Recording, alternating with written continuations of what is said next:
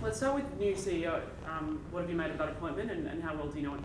Yeah, look, it's very exciting for the footy club to have Paul join our footy club. Clearly comes from a great background and enormous experience, and I think he's going to provide great stability for us as a footy club. And I've only had a really brief conversation with him, but it's certainly been one of support and one of working on how we generate a really high performing footy club, and that's really exciting to be a part of. And obviously over the next week or so I'll get to know him more and spend some more time with him, and I think it's a very exciting appointment for our club. Do you anticipate that you will in the next few weeks probably sit down with him and talk about how things sort of work in your department? Yeah, absolutely. I think, like any CEO, they'll come in and they'll want to understand how we operate, how we work, what our strategy is and how we're going about it. And I'm sure he'll have some advice and some words and some thoughts in that space as well. So as I said, I'm looking forward to working with Paul. Everything I hear is he's certainly one of great experience and great knowledge, and I'm looking forward to working with him. When he does ask you, what do you think needs to be done, or what would you like to see more happen in this club? What are you going to say?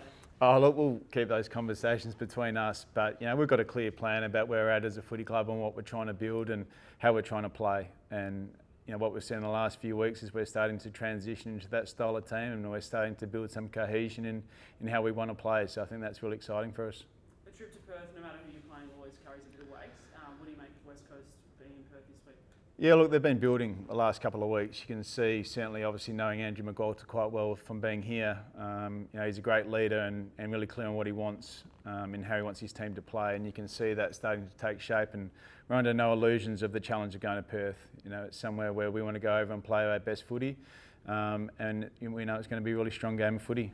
I've got no one to rely on here, but I think it was this round last year where they may have smacked you in Perth. Something about this round, I think they've won 20 of the last 25, round 8, something like that.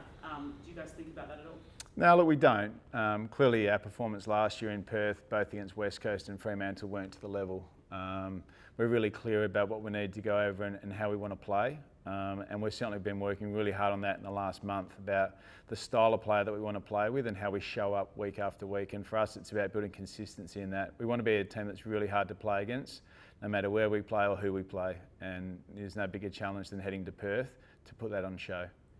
There's been some talk about Trent Rivers this week and where he plays his best football. Obviously, with injuries, he's had to move down back. Where would you like him to be playing? Oh, look, in time, he's going to be an outstanding midfielder for a long time of our footy club. Right now, we've had to play him down back through personnel. We're starting to build our personnel in the back half of the ground again with Judd McVie and Caleb Windsor coming back. So that gives us some great flexibility with Trent. And we'll work out from week to week where we want to play him right now. The great thing for Trent, he's in great form again. His last 2 weeks have been outstanding, and he's a highly valued player at our footy club, and we know he's going to be a great player no matter where we put him. But it's a week-to-week proposition for us right now. Will you make any changes this week? Look, we've got some great selection headaches. Obviously Jake Melksham was managed last week, and he becomes available, and our VFL won by 125 points. And Jacob Van Rooyen and Aidan Johnson both had 6 or 7 shots at goal each and played some terrific footy. So, and Daniel Turner's back from concussion. So we've got some decisions to make. We'll get through training today, but this is probably the first time for the year where we've had a real challenge in selecting our best team, which is great. It's a great position for a coaching group to be in. Bradley Fritz this spot? Look, he's done a lot right. He's certainly gone away and worked on his game. He thought he took some big inroads last week against Richmond. He's a highly valued player, an important player because he hits the scoreboard. So he's someone that we're looking to grow his game, and he'll certainly be in that mix as well. Do you put time into Harley Reid? Look, he's someone that's a great player, there's no doubt. We were first hand last year and saw his impact on the game significantly in that the game we played against last year. So he's someone that we certainly monitor really closely. He's starting to come back into some really strong form in the second half last week. So we'll certainly keep a pretty close eye on him. Xavier Lindsay, rising star this round. I think that's 2 for you guys this year. How impressive is that? Oh, it's incredibly impressive. He's just an impressive kid. Since the day he's walked in, he's very coachable. Whatever you teach him and tell him to do, he goes and does it for us. We've put him in multiple positions already as a young player, and he's only going to grow and get better and better. He sees the game incredibly well, and I can see him being a future leader of our footy club. Just finally on the Paul Curtis tackle, it's come under debate again. What did you make of it, and is it getting harder to coach tackling?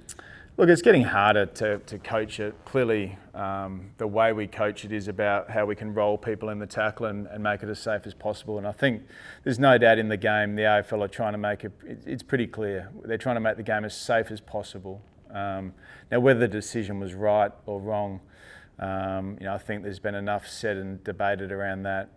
We'll continue to coach our players of the best and safest way to tackle and the most effective way to tackle, where you can limit harm as often as possible, and that's all we can do. But there will be times in the game where accidents happen and people will be concussed, and it's a little bit out of your control. It's just the game we play.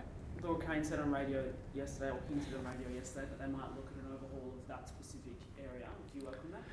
Yeah, I think so.